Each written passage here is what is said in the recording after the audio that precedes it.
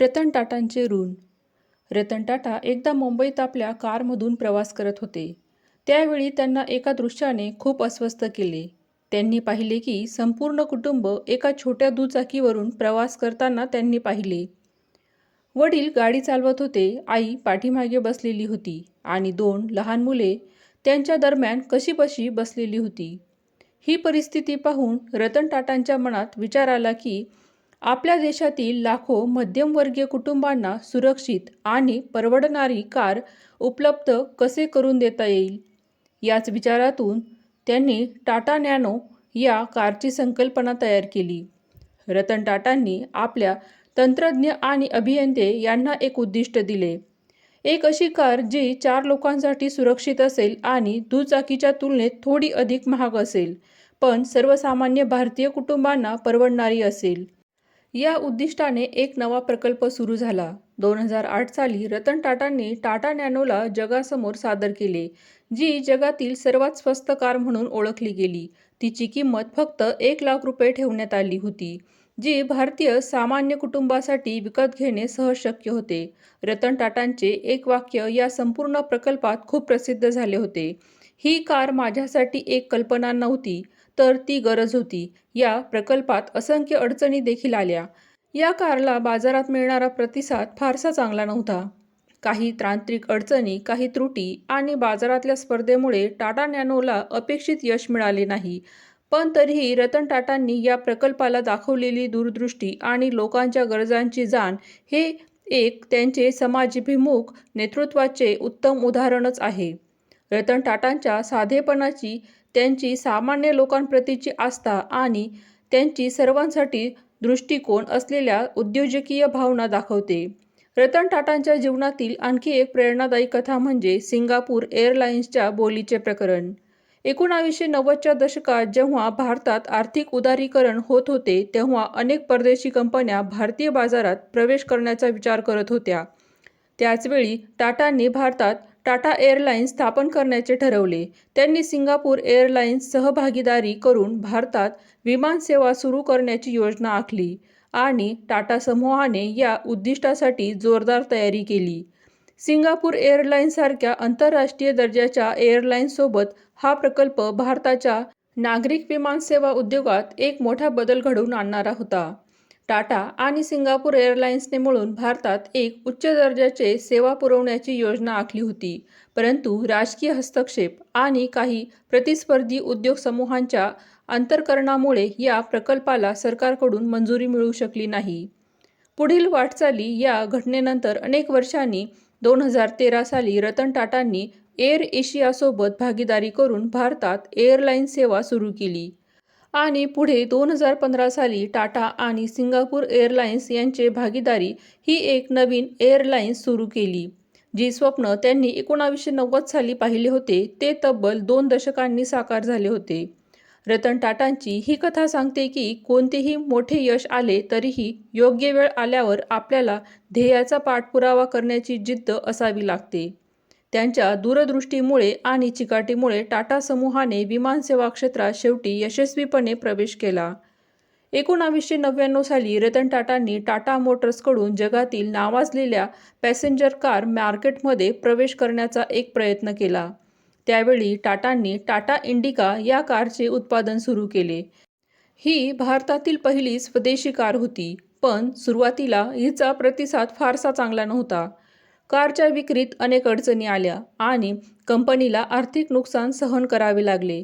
त्यावेळी रतन टाटांनी आपल्या व्यावसायिक सहकार्यासह अमेरिकेतील फोर्ड कंपनीकडे कार व्यवसाय विकण्याचा विचार केला. फोर्ड मुख्यालयात झालेल्या बैठकीत फोर्डचे चेअरमन बिल फोर्ड यांनी रतन टाटांचा अपमान करत म्हणाले, "तुम्हाला कार व्यवसायात प्रवेश करण्याची गरज नव्हती. तुम्हाला यातलं काहीच कळत नाही. तुम्हाला कार उत्पादन करता येत नाही, तर मग कशाला आले? कार डिव्हिजनमध्ये तुम्ही फक्त बस आणि ट्रकच बनवायचे कामाचे आहात. त्यामुळे हा व्यवसाय विकून टाका." या शब्दांनी रतन टाटांना फारच दुःख झाले. त्यांनी तिथेच आपले कार विकण्याची योजना रद्द केली आणि भारतात परतले. मात्र या अनुभवाने त्यांना शिकवले की आपला व्यवसाय अधिक प्रभावीपणे वाढवण्याची आपल्याला आवश्यकता आहे. यानंतर त्यांनी टाटा मोटर्सला अधिक मजबूत केले आणि टाटांची उत्पादने अधिक चांगले बनवण्याचा निर्णय त्यांनी घेतला. 2008 साली जगभरात आर्थिक मंदी आली आणि त्यावेळी फोर्ड कंपनी अडचणीत आली. फोर्ड मोटर्स कंपनी ही एक अमेरिकन बहुराष्ट्रीय ऑटोमोबाईल कंपनी आहे. त्यावेळी जॅग्वार लँड रोव्हर ही फोर्डची 2 प्रसिद्ध ब्रँड संकटात आली होती आणि फोर्डला त्या विकण्याची वेळ आली. तेव्हा फोर्ड कंपनीने या 2 ब्रँडचे लिलाव करण्याचे ठरवले. त्या लिलावात अनेक बिझनेसमॅन सामील झाले होते. आश्चर्याची गोष्ट म्हणजे याच रतन टाटांनी पुढे येऊन जॅग्वार लँड रोव्हर $2.7 अरब सुमारे 92,000 कोटी रुपयांना विकत घेतली. ही काही साधारण बिझनेस ट्रान्झॅक्शन डील नव्हती. ही एक भारतीयांसाठी सर्वात मोठी अभिमानाची गोष्ट होती.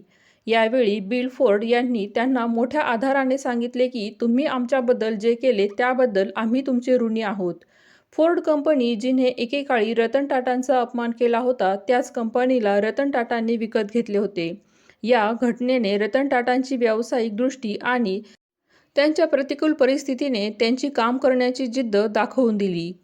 26 नोव्हेंबर 2008 रोजी मुंबईतील ताज हॉटेलवर दहशतवादी हल्ला झाला. या हल्ल्याने देशभरात खळबळ माजवली आणि टाटा समूहाच्या प्रतिष्ठित हॉटेलचीही मोठी हानी झाली होती. हल्ल्यामुळे अनेक लोक मृत्युमुखी पडले तर अनेक जण जखमी झाले. हॉटेलमध्ये अडकलेल्या कर्मचाऱ्यांसह गेस्टचेही मोठे नुकसान झाले. हा काळ टाटा समूहासाठी अत्यंत आव्हानात्मक होता. परंतु रतन टाटांनी या कठीण प्रसंगात दाखवलेली संवेदनशीलता आणि सहानुभूती हे त्यांच्या नेतृत्वाचे एक उत्तम उदाहरण आहे. हल्ल्याच्या दुसऱ्या दिवशी रतन टाटांनी स्वतः हॉटेलला भेट दिली. त्यांनी फक्त नुकसानग्रस्त इमारतच पाहिली नाही तर हॉटेलच्या सर्व कर्मचाऱ्यांची काळजी देखील त्यांनी घेतली. जखमी कर्मचाऱ्यांना त्वरित वैद्यकीय सेवा पुरवण्यासाठी ते पुढे आले. त्यांनी त्यांच्या कुटुंबियांसाठी आर्थिक मदत, वैद्यकीय सुविधा आणि मानसिक आधार सुनिश्चित केला. रतन टाटांनी हॉटेलमध्ये अडकलेल्या आणि हल्ल्यात जखमी झालेल्या सर्व गेस्टच्या कुटुंबियांना वैद्यकीय आणि आर्थिक मदत पुरवली. त्यांनी प्रत्येक कुटुंबाशी वैयक्तिक संवाद साधला आणि त्यांना आवश्यक त्या सर्व सुविधांची खात्री दिली. हॉटेल ताज हे मुंबईचे प्रतीक होते आणि या हल्ल्यामुळे हॉटेलचे मोठे नुकसान झाले होते. मात्र रतन टाटा यांनी अत्यंत तत्परतेने या हॉटेलचं पुनर्निर्माण करण्याचा निर्णय घेतला. त्याचवेळी हॉटेलचे टेंडर काढण्यात आले की कोण या हॉटेलला व्यवस्थित करेल. तेव्हा पाकिस्तानमधून 2 कंपन्यांनी या टेंडरसाठी अप्लाय केले की आम्ही तुमच्या हॉटेलला व्यवस्थित करू. ते पाकिस्तानी असल्यामुळे रतन टाटांनी त्यांच्या टेंडरकडे लक्ष दिले नाही. तरीही ते 2 पाकिस्तानी बिझनेसमॅन विदाऊट अपॉइंटमेंट घेत रतन टाटांना भेटण्यासाठी आणि हॉटेलचे टेंडर मिळवण्यासाठी मुंबईत आले. रतन टाटांनी त्यांना अपॉइंटमेंट दिली नाही. ते ऑफिसच्या बाहेर बसून रतन टाटांची वाट बघत राहिले. रतन टाटांनी आपल्या कर्मचाऱ्यांमार्फत त्यांना सूचना केली की त्यांनी इथून निघून जावे. त्यानंतर ते 2 पाकिस्तानी बिझनेसमॅन एका पॉलिटिकल नेत्याकडे गेले आणि त्यांना सांगितले की तुम्ही आमची रतन टाटांसोबत अपॉइंटमेंट फिक्स करून द्या. त्यांच्या सांगण्यावरून त्या नेत्याने रतन टाटांना फोन लावला आणि म्हणाले, हॅलो, मी मंत्री बोलत आहे. माझ्याकडे पाकिस्तानमधून 2 बिझनेसमॅन आले आहेत. तुम्ही त्यांना हॉटेलचे काम द्या. ते तुमचे हॉटेल नीट करून देतील. तेव्हा त्यांचे टेंडर पास करा. यावर रतन टाटा म्हणाले, तू मूर्ख असू शकतो पण मी तुझ्यासारखा मूर्ख नाही. पाकिस्तानी लोकांना मी काम देऊ शकत नाही. एवढे बोलून त्यांनी रागातच फोन कट केला. त्यानंतर एक इंडियन कंपनीद्वारा त्यांनी अवघ्या काही महिन्यातच हॉटेल ताज पुन्हा उभे करण्यात आले आणि ते आधीपेक्षा अधिक भव्य बनवण्यात आले. रतन टाटा यांना अनेक राष्ट्रीय आणि आंतरराष्ट्रीय पुरस्कारांनी सन्मानित करण्यात आले. त्यांना भारत सरकारकडून 2000 साली पद्मभूषण आणि 2008 साली पद्मविभूषण या पुरस्कारांनी सन्मानित करण्यात आले.